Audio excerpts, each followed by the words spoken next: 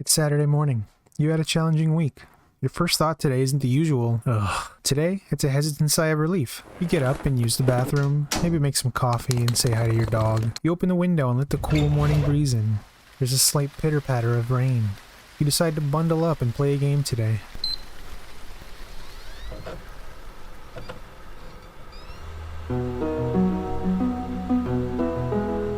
You feel the tension in your shoulders relaxing. Your eyes soften, maybe even a slight smile creeps across your face. And for a moment, you're okay.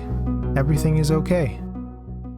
Video games are by no means a replacement for medication and proper mental health treatment. Far from it, in fact. Please excuse the title. Rather, they tend to have a knack for being at the right place at the right time of your choosing. I think the majority of us can agree that video games have always acted as an escape from the pressures of real life. A nice distraction from the choking brine of reality. Speaking as not only a gamer myself, but as someone in remission from diagnosed major depression, I've played a ton of games, and very few of them have ever made me feel, well, anything. I mean, true emotional experiences other than fun or fury.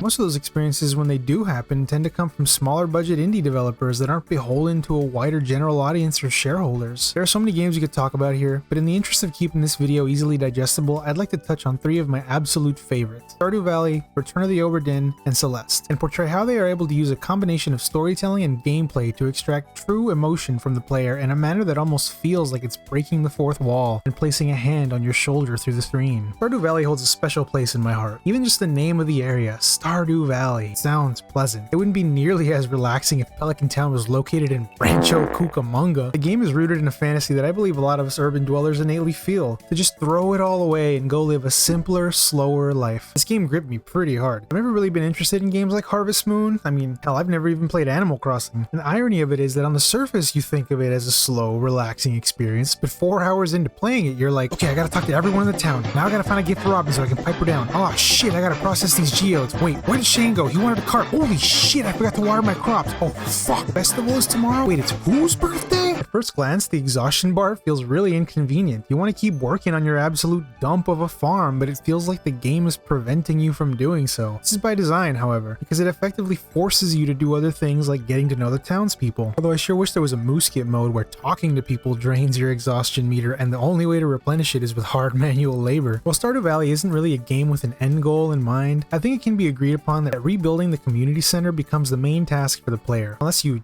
channeled your inner CEO of Activision and sold it to Joja, but I've never done that and I never will. In my mind, the way I interpret the community center is that the state it's in when you first arrive in Pelican Town is reflective of the state of the player character prior to your first year. This scene right here, right at the beginning, this cut pretty deep as someone who's been working like 12-hour days since the start of the pandemic and currently has 2 jobs. The way it's presented, it is hard not to have an emotional reaction here. From the bosses overseeing the workers, cameras on each cubicle, even Post Malone over here, the moment your character opens your grandfather's letter and this music begins, it nearly brought me to tears the first time I played this. The best part of the Stardew Valley experience is that it comes full circle, because while it helped soothe my depression during the worst of it, it also gave it right back when I realized that just like my real life, the one that I actually want to be with is unavailable. People in my real life aren't nearly as social as they are in here, and as much as I wish I could escape my current life and live rent-free on a farm my grandpa gave me, I alas cannot.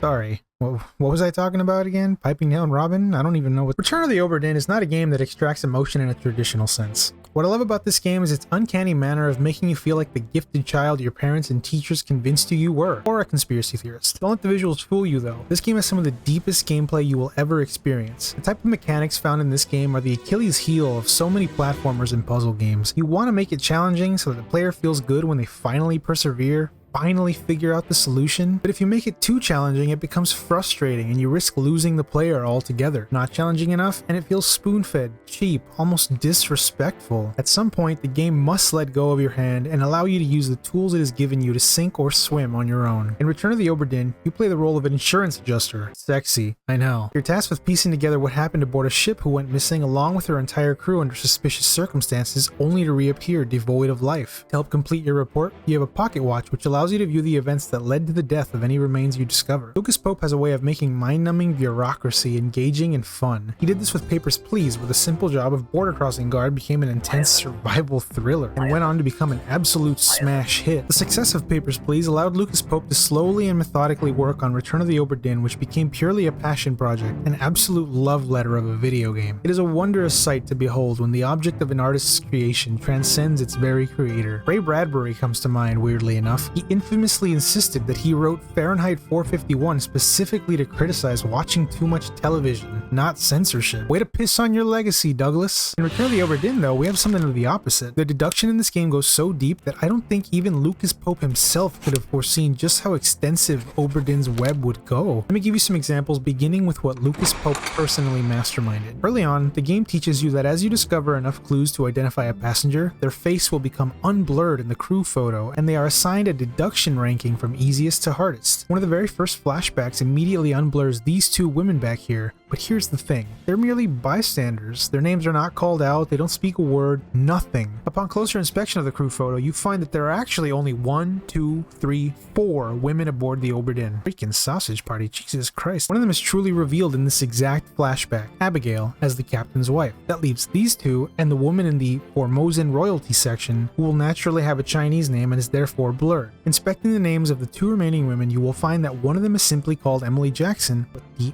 other one is specifically referred to as Miss Jane Bird. This is interesting. You may already know that Mrs. refers to married women, but did you know that Miss, M-I-S-S, specifically refers to unmarried women? Ms, on the other hand, MS pronounced Ms, is used when the marital status is unknown, or better yet, none of your fucking business, because marital status is not a woman's only defining characteristic. But I digress, it's the 1800s. On closer inspection, you will find that the woman at the front has her left hand, the wedding band hand, resting against the door, and there is a ring on her finger. Inspecting the other woman's left hand for confirmation, and no ring, unmarried, she's single.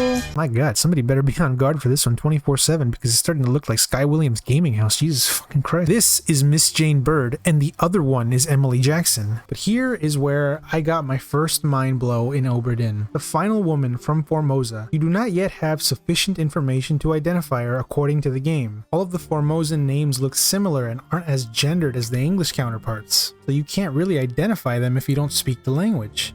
However, as a Los Angeles-born Mexican, I speak Spanish, a gendered language. A light bulb goes off in my head. I exited out of the game, swapped the language to Spanish, and took a look at the Formosan names again. Pasajera, where the rest are pasajero. So this is the woman. If anyone out there speaks Chinese, were you able to identify the woman based on reading the names alone? Let me know in the comments, but honestly I would not be surprised if you could. This game is daunting at first. You feel blind, lost, even stupid as you stumble around the ship, failing to notice minuscule, crucial details in every flashback. But it's precisely why this game was able to extract an emotional response from me, because I was giving these people purpose, their estate's closure. I felt motivated to look closer, to work harder. This game made me feel like I was gifted. It made me feel like I was proud of myself at a time in my life where I just couldn't help but be painfully average at every hobby I pick up. Even if you have to pull out a guide to hold your hand in a couple of places, I sincerely think that the experience is truly worth it. And the best part is that Lucas Pope created an environment where it's okay to be wrong. It's okay to throw your hands up and just take a guess, because in the end, it's about the journey, not the end game. And this sentiment could not be more on the nose than the next title, Celeste. Now, if you've heard literally anything about Celeste, you know that it is a game about mental health and also you climb a mountain or something. I don't know. Seriously, this game is the BoJack Horseman of video games. Mental health, mental health, mental health, mental health. All the red flags just look like flags. Just like BoJack Horseman though, Celeste actually manages to be an underappreciated masterpiece. On the surface, this is simply a platformer. A fucking tough one at that. It is an introspective journey. The mountain is more symbolic in nature. And you know, in retrospect, maybe naming her after myself in my first playthrough probably wasn't the best idea. Anyway, Celeste as a platformer kind of fits the theme of the narrative because some of the levels are so tough that they feel like mountains within the mountain. For some context, I am not a platformer enthusiast. Celeste is the first one I've played in years. One day I'll buy a Nintendo Switch, maybe,